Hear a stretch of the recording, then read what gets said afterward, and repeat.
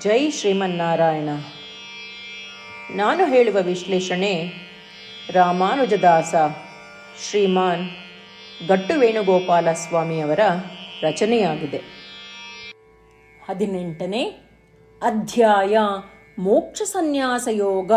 38ನೇ ಶ್ಲೋಕ. ವಿಷಯೇಂದ್ರಿಯ ಸಂಯೋಗಾತ್ ಯತ್ತದಗ್ರೇ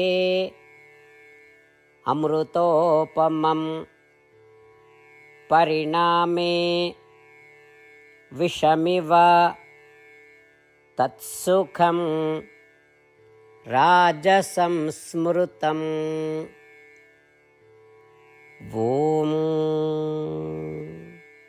ಗೀತಾಚಾರ್ಯ ಶ್ರೀಕೃಷ್ಣ ಪರಮಾತ್ಮ ಅರ್ಜುನನೊಂದಿಗೆ ನಮ್ಮೆಲ್ಲರಿಗೂ ಮೋಕ್ಷ ಸನ್ಯಾಸ ಯೋಗವನ್ನು ಕಲಿಸುತ್ತಿದ್ದಾನೆ.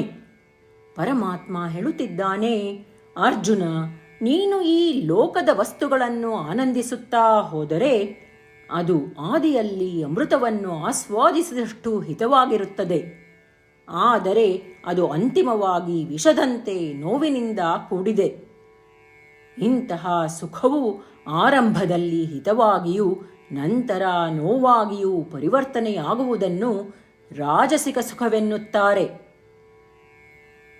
ಹೀಗೆ ಹೇಳುವ ಮೂಲಕ ಶ್ರೀಕೃಷ್ಣ ಪರಮಾತ್ಮನು ಪ್ರಾಪಂಚಿಕ ವಸ್ತುಗಳಿಂದ ಮತ್ತು ಶಾಸ್ತ್ರಬದ್ಧವಾಗಿ ನಿಷಿದ್ಧವಾದ ಭೋಗಗಳಿಂದ ಇಂದ್ರಿಯಗಳನ್ನು ಸಂತೋಷಪಡಿಸುವುದು ಮೊದಲಿಗೆ ಸಂತೋಷವನ್ನು ನೀಡುತ್ತದೆ, ಆದರೆ ಅಂತಿಮವಾಗಿ ನರಕ ಮತ್ತು ಕೆಟ್ಟ ಜನ್ಮಗಳಿಗೆ ಕಾರಣವಾಗುತ್ತದೆ ಎಂದು ಸ್ಪಷ್ಟಪಡಿಸುತ್ತಿದ್ದಾನೆ. ಅಂತಹ ಸಂತೋಷವನ್ನು ರಾಜಸಿಕ ಸಂತೋಷ ಎಂದು ಕರೆಯಲಾಗುತ್ತದೆ.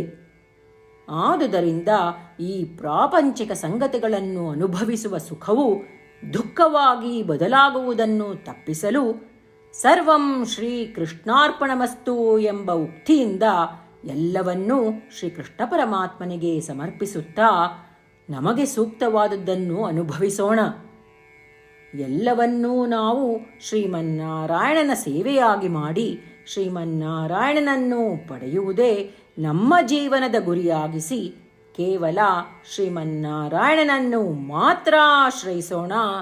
ಮತ್ತು ನಾವೆಲ್ಲರೂ ಶ್ರೀಕೃಷ್ಣ ಪರಮಾತ್ಮನ ಮಾತುಗಳನ್ನು ಶ್ಲೋಕದ ರೂಪದಲ್ಲಿ ಹಾಗೆಯೇ ಪುನರಾವರ್ತಿಸೋಣ.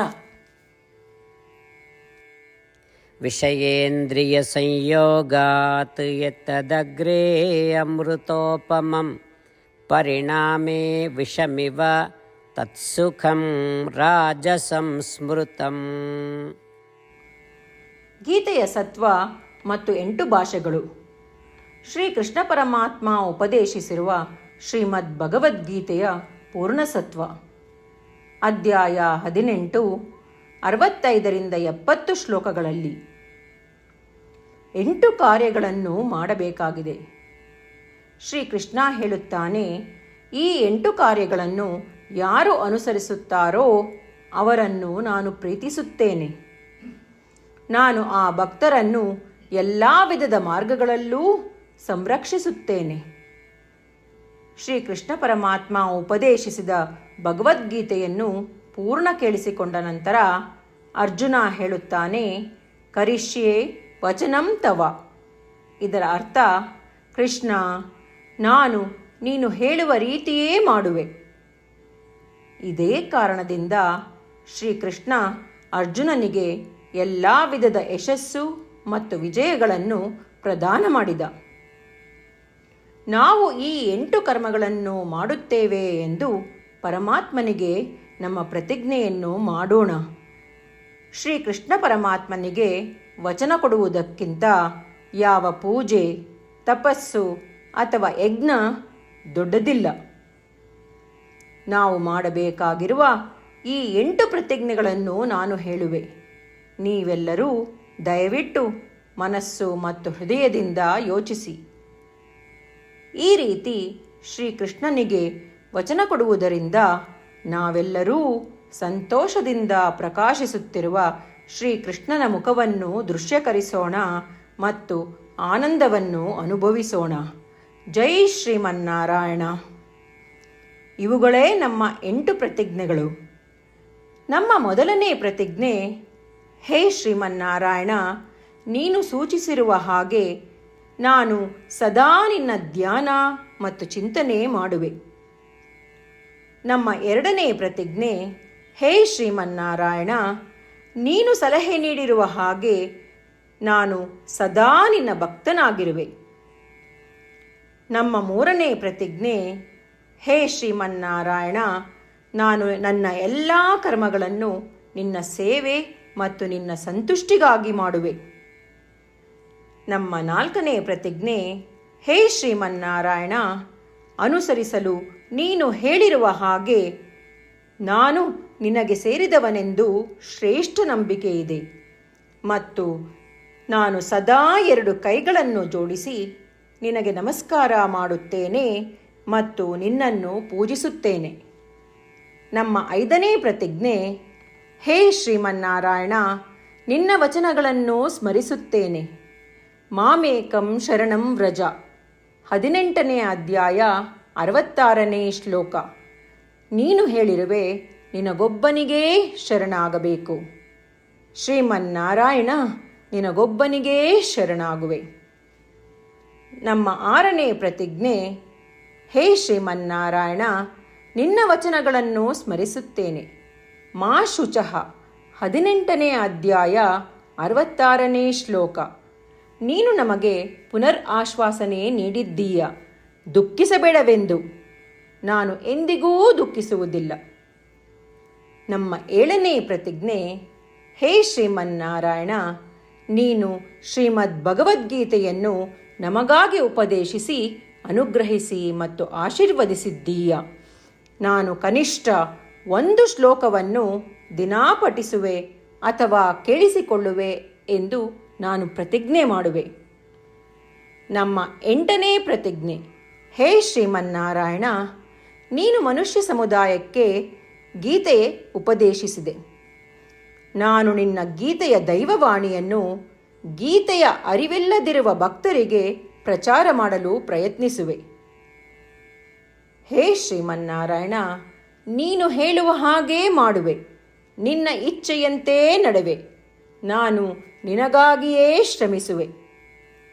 ಶ್ರೀಮನ್ನಾರಾಯಣನಿಗೆ ದಿನಪ್ರತಿದಿನವೂ ನಾವು ನೀನು ಹೇಳಿದ ಹಾಗೇ ಮಾಡುವೆವು ಎಂದು ಮಾತು ಕೊಡುವುದೇ ಶ್ರೇಷ್ಠ ಪೂಜೆ. ನಾವು ನಮ್ಮ ಅಚಲವಾದ ನಂಬಿಕೆಯಿಂದ ಅವನಿಗೆ ನಮ್ಮ ಪ್ರತಿಜ್ಞೆ ಮಾಡೋಣ. ಶ್ರೀಮನ್ನಾರಾಯಣ, ಕರಿಷ್ಯೆ ವಚನಂ ತವ. ಶ್ರೀಮನ್ನಾರಾಯಣ, ನೀನು ನುಡಿದಿರುವ ಹಾಗೇ ನಡೆವೆ. ಸರ್ವಂ ಶ್ರೀಕೃಷ್ಣಾರ್ಪಣಮಸ್ತು. ಜೈ ಶ್ರೀಮನ್ನಾರಾಯಣ. ವಿಷಯೇಂದ್ರಿಯ ಸಂಯೋಗಾತ್ ಯತ್ತದಗ್ರೇ ಅಮೃತೋಪಮಂ ಪರಿಣಾಮೇ ವಿಷಮಿವ ತತ್ಸುಖಂ ರಾಜಸಂ ಸ್ಮೃತಂ. ಓಂ